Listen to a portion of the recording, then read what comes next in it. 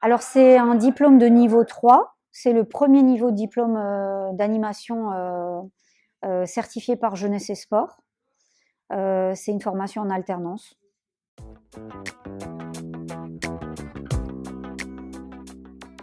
Alors cette formation prépare pour les métiers de l'animation, les métiers avec un public entre 6 et 77 ans, c'est-à-dire les 6-12 ans sont privilégiés puisqu'on peut être en périscolaire, en centre de loisirs, etc.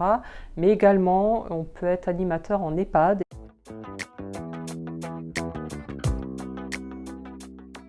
Donc, cette formation se déroule donc en alternance. Il peut y avoir à peu près 406 heures de formation et presque 500 heures en stage ou en tant que personne salariée. On est sur des contenus théoriques qui doivent permettre en fait aux stagiaires de devenir un animateur indépendant, autonome et professionnel, et de faire le lien tout au long de la formation et ensuite dans son emploi entre la théorie et la pratique. Alors il va y avoir aussi bien des temps de formation sur la connaissance de l'enfant, sur les caractéristiques du public, sur de la réglementation, mais aussi des temps beaucoup plus informels et beaucoup plus pratiques avec des intervenants autour des arts plastiques, autour du sport, autour de l'environnement et autour de la notion de jeu. Donc sur le CPGEPS, l'UC1 c'est sur le diagnostic de la structure, l'UC2 c'est autour de la vie quotidienne puisque c'est la spécialité de ce CPGEPS, l'UC3 c'est sur les projets d'animation et l'UC4 c'est une mise en situation professionnelle.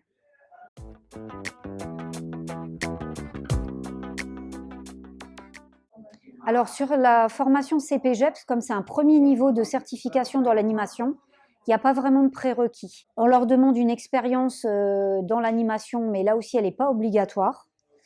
Et on leur permet dès le début de la formation de passer le brevet de secourisme. Donc pour entrer en CPGEPS, il faut également passer par une sélection avec des épreuves écrites et un oral de motivation, et vous passerez devant des jurys de professionnels.